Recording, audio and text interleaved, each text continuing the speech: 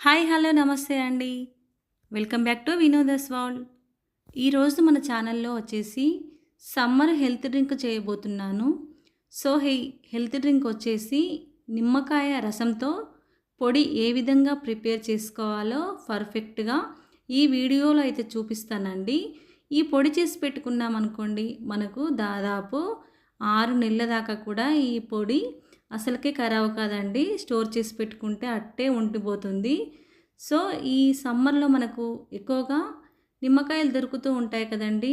నిమ్మకాయలు దొరికినప్పుడే ఈ విధంగా చేసి పెట్టుకున్నామనుకోండి, పిల్లలైనా పెద్దలైనా ఈజీగా ఎప్పుడంటే అప్పుడు ఈ పొడి కాస్త వేసుకొని ఐస్ క్యూబ్స్ వేసుకొని మనము ఈ నిమ్మరసం తాగితే మన ఒంటికి కూడా చాలా బాగుంటుంది. పైగా హెల్త్కి హెల్త్, వెల్త్కి వెల్త్ కూడా కదండి. సో దీంట్లో కొన్ని సబ్జా గింజలు కూడా వేసి తాగామనుకోండి, ఇంకా మంచి డిహైడ్రేషన్ కాకుండా ఉంటుంది కదా. ఇక లేట్ చేయకుండా ఈ నిమ్మరసంతో పొడి ఏ విధంగా ప్రిపేర్ చేయాలో ఈరోజు వీడియోలో చూపిస్తాను.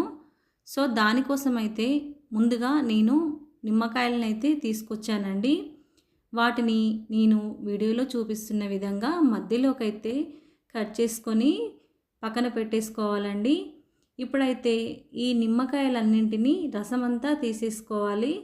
ఇలా నిమ్మకాయలు ఒత్తేదాన్ని ఉంటుంది కదండి, దాంతో మనము ఈ కప్పుడు రసం అయితే తీసుకోవాలండి. మనకు ఏ బౌల్తో రసం తీసుకుంటే ఆ బౌల్తోనే మనము షుగర్ క్వాంటిటీ అయితే వేసుకోవాలండి. సో నాకైతే ఈ కప్పు నిండా మనకైతే లెమన్ లిక్విడ్ అయితే వచ్చిందండి. చూడండి, కప్పు నిండా వచ్చింది. మనకు తక్కువ కాకుండా ఎక్కువ కాకుండా పర్ఫెక్ట్గా కప్పు నిండా వచ్చింది కదండి. ఇప్పుడు దీన్ని అయితే 2 ప్లేట్లు తీసుకొని హాఫ్ రసం అయితే 2 ప్లేట్లలో వేసుకోవాలండి. ఫస్ట్ ప్లేట్లో హాఫ్ రసం వేసుకోవాలి, సెకండ్ ప్లేట్లో కూడా హాఫ్ రసం వేసుకోవాలి. ఎందుకంటే షుగర్ మనము కొలతతో వేయాలి కాబట్టి ఇలానే తీసుకోవాలండి. సో ఇప్పుడు 2 ప్లేట్లలో నేనైతే లిక్విడ్ అయితే వేసేసాను కదా. ఇప్పుడైతే దీంట్లో షుగరు మనం ఒక్కో ప్లేట్లో కప్పున్నర, ఇంకో ప్లేట్లో కూడా కప్పున్నర షుగర్ వేసుకోవాలండి. అంటే మీకు క్వాంటిటీ చెప్తున్నాను చూడండి. మనకు 1 కప్పు లెమన్ లిక్విడ్ వస్తే 3 కప్పుల షుగర్ అయితే వేసుకోవాలి. దాంట్లోనే పించ్ ఆఫ్ సాల్ట్ కూడా వేసుకొని ఇలా ఒకసారి అంతా బాగా మిక్స్ చేయాలండి. మనకు షుగరు లెమన్ లిక్విడ్ మొత్తం మెల్ట్ అయ్యేదాకా దాన్ని కాసేపు కలపాలి. అలా కలిపిన దాన్ని మనము ఎండలో పెట్టుకోవాలండి. దాదాపు నాకైతే ఇది ఒక 8 డేస్ దాకా పట్టిందండి నాకు పొడి కావడానికి. వెంటనే ఉల్లారిపోలేదు. చూడండి, నేనైతే ఇప్పుడు దీన్ని ఎండలో అయితే పెట్టేస్తున్నాను. కొంతమంది వచ్చేసి 2-3 రోజుల్లోనే ఉల్లారిపోతుంది అంటారు, కానీ లేదండి, నాకైతే 8 డేస్ పట్టింది. చూడండి, 1 డే ఎండకు ఆరబెట్టిన తర్వాత నేను ఈవినింగ్ చూపిస్తున్నాను.